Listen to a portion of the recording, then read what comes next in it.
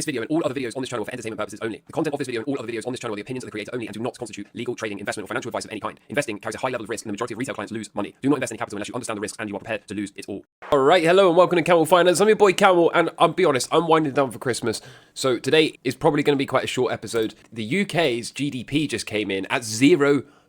This is therefore following in the footsteps of Germany and Canada. We are seeing around the world economic deterioration. We're seeing global slowdown, and whilst the US is probably going to be last, and whilst China continues to have been a lead, one by one, as expected, these dominoes are starting to fall. You can see here the UK economic picture turns a lot gloomier as GDP flatlines in Q3, putting the UK at the bottom of the G7 growth table. Generally speaking, we don't see divergence for too long, so as more and more of this is expected to occur, I eventually expect the US to follow. Of late, we've been talking a lot about yield spreads on this channel, and I wanted to continue to build on this because when we look at the 30-year, 2-year spread, you can see at the bottom that we have had the 30-year and 2-year invert and revert just 4 times prior to today. We are now doing it again at the hard right edge. Now, as I was saying for the last few videos, the thing we have to watch for is not inversion, not reversion, but acceleration. And I thought this was an interesting way to actually quantify the acceleration. I've been talking about weekly higher highs and higher lows in the spreads.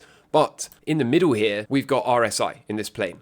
And what you'll notice is the acceleration can be quantified by a move that starts to sharpen and speed up into the 50 level on the RSI. And historically speaking, when the 32-year inverts, reverts, and accelerates, and we quantify that acceleration by a move in the RSI for the credit spread above 50, what we see is the stock market top and decline between 20% and up to 57% based on historical numbers.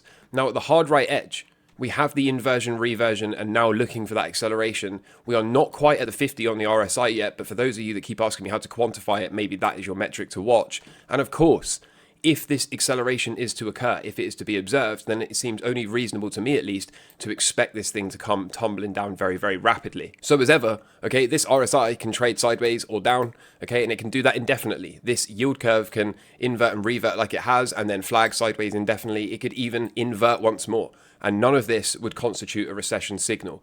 But I suggest to you that we all start to pay attention to these spreads, and particularly acceleration in the spreads, because once more I make the case that when this is combined with technical breakdowns in the stock market charts, it will be able to get us out close enough to the top to call it the top. Something else that is doing the rounds over the last couple of days on Twitter is variants of this chart in all shapes and sizes. But once again, I suggest to you that the 200 IQ move here is not that asset prices move higher with liquidity. It's actually that higher prices creates higher liquidity, and people are very, very quick to say, well, look, here we go, liquidity cycle's up, so stocks are going up with the liquidity cycle. We're going to follow that 18.6 year real estate cycle. There's still plenty of legs left in this bull market, plenty of time to see this thing run. But you only have to look back as far as 2008 to see liquidity was increasing the entire time, and we still had a 57% decline during the GFC. For those of you that know your market history, there's a couple of periods in the 80s where we also saw increase in liquidity and declining stock market prices. So I know it sounds fancy and flashy, and a lot of people are lazy, and they like to say, well, we only need one chart. This is up, so therefore long and strong across the board. But the reality is, unfortunately, markets are hard and require a lot of hard work and dedication. You can't just look at a chart like this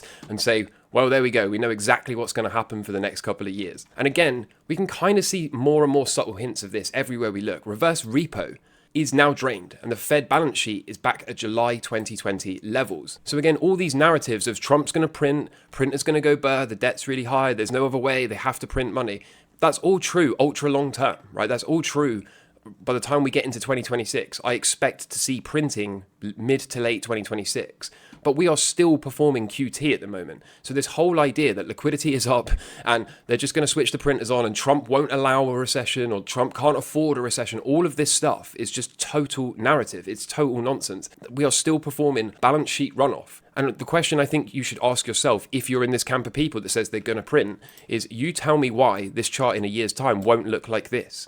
Okay, nobody knows. Now, the thing that's really nice about this kind of trade is the moment they announce a pivot from tapering the balance sheet and balance sheet runoff to at least pausing balance sheet runoff, markets tend to do very, very well. And that's because they're front running the next pivot, which is a pivot to Fed balance sheet expansion and printer. But to look at a downtrend here and say printer's going burr or liquidity's coming, bro, I mean, I really don't think that's the smart bet. Now, as always, there's an invalidation because the moment they come out in the news and say officially we're going to stop running off the balance sheet, then the moment we have a very, very straight shot to the upside for all risk assets. That's a very easy trade to deal with. Oh, they're going to stop quantitative tightening. They're going to start to move towards the easing part of the cycle. No problem. We go long and strong everything. But right now, okay, that is not what we've got going on. And to sit here and say things like, well, liquidity is up and they're going to print and they have to print and they can't afford a recession just shows that you really only got into the markets around C19. And you think that what happened during the C19 spout is normal and to be expected, when in fact, that is a massive outlier. And if you go back and study all the prior recessions and all prior black swan events, you'll find that none of them meet the conditions of that C19 plunge. By the way, here's the reverse repo. So the question is, are they going to print to prop this thing back up? Are they going to refill this? And logic says yes, eventually they probably will. But I don't know where this confidence comes from, that we're just going to immediately switch to printing and start to print enormous sums of money like we did during the C19, which again was very, very, very different. Okay, they shut the entire world down and locked everyone in their homes. The only option they had was to throw money at it like we've never seen before. But unless they have another lockdown planned, which I don't think they do, then there is no reason to bazooka the money in just yet. And once more, I think they're going to be very late and reluctant to print. So you tell me why this reverse repo can't morph into a look like this and trade sideways for a long time, many, many years, just like it did here. You tell me why that is off the table and that printing is certain. You know, so the reason I'm bringing this up is because I see it all over Twitter. People love to post this chart. They love to say that markets are easy and all of this kind of thing. But the reality is it's not that easy. Okay, there are many factors at play and we have to keep open to all possible outcomes. Meanwhile, we've got a Dixie that looks to be completing a Wyckoff accumulation spring sign of strength, emergence to phase E. Okay, again, something else we should keep an eye on. Looks to me a lot like Bitcoin is on its way to find a daily cycle low. So how low it goes is anybody's guess, but I would think by early new year, we've got a tradable swing that I can get behind. And again, then we'll be setting and committing to these third and final angles. Hopefully a fourth will come in just because it makes selling the top a lot easier. We can see gold and silver. I know a bunch of the members are chomping at the bit at the moment to get underneath a daily and weekly cycle low. But for now, no confirmation signal, so no need to be too alarmed at this stage. I do think we are getting ever closer, though, to seeing a tradable swing for the precious metals. Silver, again, still not even confirming the low probability setup due to the steepness of the angle, let alone the high probability confirmation. So a little bit more patience will probably go a long way here. And the stock market, the thing I'm most interested in here, are we going to get confirmation of a new cycle? Okay, are we going to find a cycle low, confirm it and break out, or have we indeed got a complete two drives in here? Something like this, like I've been talking about over and over again. Either way, as I was saying at the weekend's deep dive, that daily cycle low is a tradable low for me, hoping that I can be long, strong and wrong. The best way to be wrong is to make money whilst doing it, okay? So if we are going to get a cycle low show up somewhere and I can be long and strong and wrong on the idea that we're going to break down further, then once more, the best way to be long is to be on the right side of the market whilst you're wrong. We're going to have a tradable swing here. So looking to see if we can get that. I do think this is a little bit too early, and thus I do still favor a second drive down. Same is true of the NASDAQ, same is true of the Dow, right? Some kind of counter trend bounce here, maybe an undercut one final time, and then confirmed with a trend line break, and you will see me get long one final time. Expecting this thing to fail and for me to have to flip short, okay? Something like this, break down, flip short on a trend line breakdown. But just in case I'm wrong, then we'll be long and strong so that we can be wrong in the best way possible. So that's it from me. Please consider the idea that printer isn't just coming to save you. That's, you know, if it does, it's so easy. Oh, they're going to print money? Let's buy Bitcoin. Let's buy gold. Let's buy stocks, right? It's super easy to deal with it. But please, please, please, don't just assume that that is normal. Don't assume that what happened in the C19 era is run-of-the-mill operation as normal, okay? It's not. That was a once-in-a-lifetime event.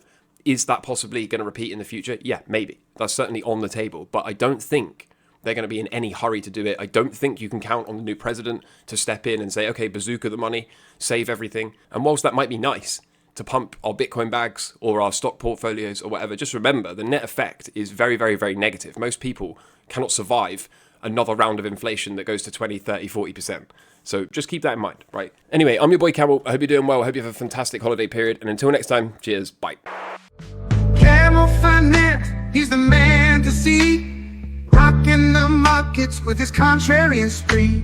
Trades like a pro, no fear, no shame. Sticking to his guns in his money game. He's a badass, oh yes indeed. Camel Finance got the markets key. Taking us normies on a bump.